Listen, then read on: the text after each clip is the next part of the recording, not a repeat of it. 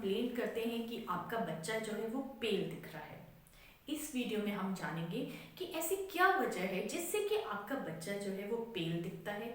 उसके पीछे की वजहों को जानने की कोशिश करेंगे और साथ में ये भी जानेंगे कि अनीमिया क्या है और इसका क्या ट्रीटमेंट है। लेकिन वीडियो शुरू करने से पहले मैं आपको ये याद करवा दूं कि अगर आपने हमारा चैनल अमे हेल्थ केयर एंड मैनेजमेंट अभी तक सब्सक्राइब नहीं किया है तो प्लीज़ इसे आज ही सब्सक्राइब कर लें और बेल नोटिफिकेशन को ज़रूर प्रेस कर दें, जिससे कि आपको हमारी वीडियोस की लेटेस्ट नोटिफिकेशन मिलती रहेगी। तो चलिए वीडियो शुरू करते हैं। हमारे शरीर में जो खून है वो कई चीज़ों का बना होता है, जिसमें कि एक बहुत ही इंपॉर्टेंट चीज़ है आरबीसीज यानी कि रेड ब्लड सेल्स, जिसमें कि हीमोग्लोबिन होता है। हीमोग्लोबिन एक आयरन कंटेनिंग सब्सटेंस है जिसकी वजह से जो खून है वो लाल रंग का होता है। जब आरबीसीज या हीमोग्लोबिन की कमी होती है इसे हम अनीमिया कहते हैं। अनीमिया के लिए आपको ये जानने की ज़रूरत है कि बच्चों में नॉर्मल हीमोग्लोबिन लेवल जो है वो कितना होना चाहिए। अगर बच्चा 6 महीने से 5 साल का है तो उसका जो नॉर्मल हीमोग्लोबिन लेवल है वो 12 ग्राम होना चाहिए।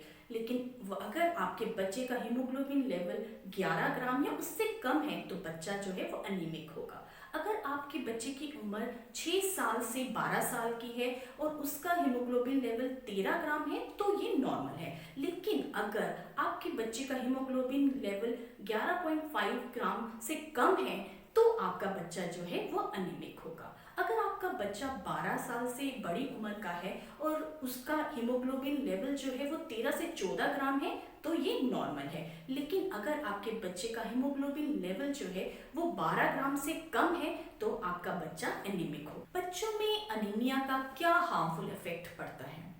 जब अनीमिया माइल्ड होता है तो इसका पता लगाना बहुत ही मुश्किल है, लेकिन बच्चों के डेवलपिंग ब्रेन के लिए ये बहुत ही नुकसानदायक है। बच्चों में अनीमिया जो है वो रीडिंग, स्पीकिंग, मेमोरी और मैथमेटिकल स्किल्स जो है उन पर बहुत ही बुरा असर डालता है। बच्चों की जो थकावट है वो भी अनीमिया की वजह से ही होती है। जब बच्चा वीक फील करता है, खेलते और दौड़ते समय बहुत जल्दी थक जाता है या फिर उसकी इम्यूनिटी जो है वो कम हो जाती है तो बहुत ही चांसेस है कि उसमें अनीमिया हो सकता है।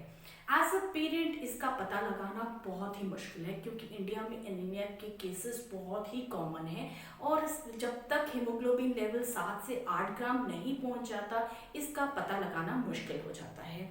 जब अनीमिया बढ़ता है तो बच्चा जो है वो पीला लगना शुरू कर देता है और पेल हो जाता है। इसकी वजह से बच्चे में थकावट, वीकनेस, बच्चा जब खेलता और दौड़ता है तो वो बहुत ही जल्दी थक जाता है। छोटे बच्चे तो रेत, मिट्टी, पेपर, चौक, पेंट ये सब खाना शुरू कर देते हैं। इनफैक्ट वो तो कच्चे चावल भी खाना शुरू कर देते हैं। वे दूध पीना कम कर देते हैं। इसके अलावा वीट एलर्जी, थैलेसीमिया, किसी वजह से ब्लीडिंग होना या फिर कोई अन्य ब्लीडिंग डिसऑर्डर जो है वो भी अनीमिया कर सकता है।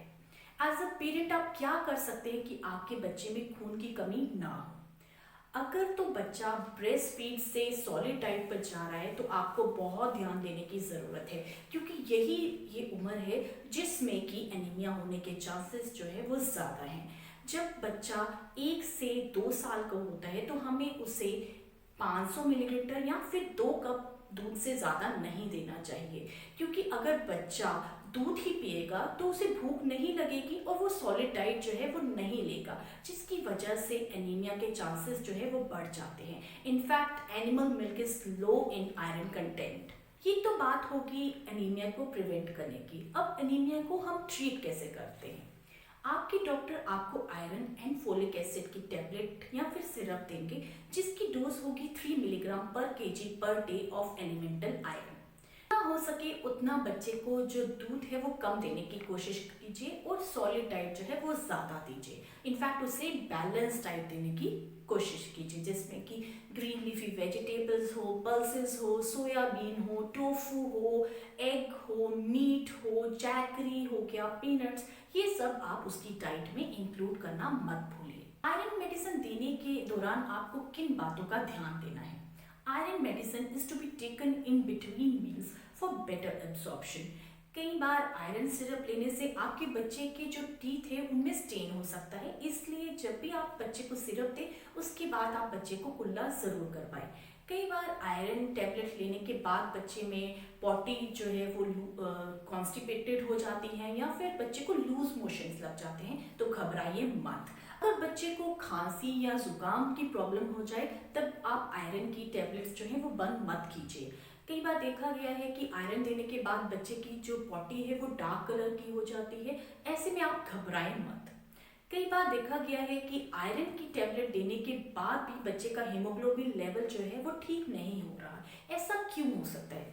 ऐसा इसलिए भी हो सकता है कि आप उसे जो है टैबलेट ठीक ढंग से नहीं दे पा रहे हैं, या फिर आप दवाई के साथ साथ उसे मिल्क या मिल्क प्रोडक्ट्स बहुत ज़्यादा दे रहे हैं, आप उसे बैलेंस डाइट नहीं दे रहे हैं। ऐसा इस वजह से भी हो सकता है। इस दौरान आपका डॉक्टर जो है वो इसके अलग अलग वजहें जो हैं उनका पता करने की कोशिश कर सकते हैं, जैसे कि थैलेसीमिया हो सकता है, वीट एलर्जी हो सकती है, या कोई ब्लड डिसऑर्डर हो सकता है। मैं उम्मीद करती हूँ कि आपको हमारा ये वीडियो जो है वो पसंद आया होगा। इससे आपको कई जानकारियाँ जो है वो उपलब्ध हुई होंगी। अगर आपको हमारा ये वीडियो पसंद आया है तो इसे लाइक और शेयर ज़रूर कीजिए और हमारे चैनल को सब्सक्राइब करना मत भूलिए। Thanks for watching.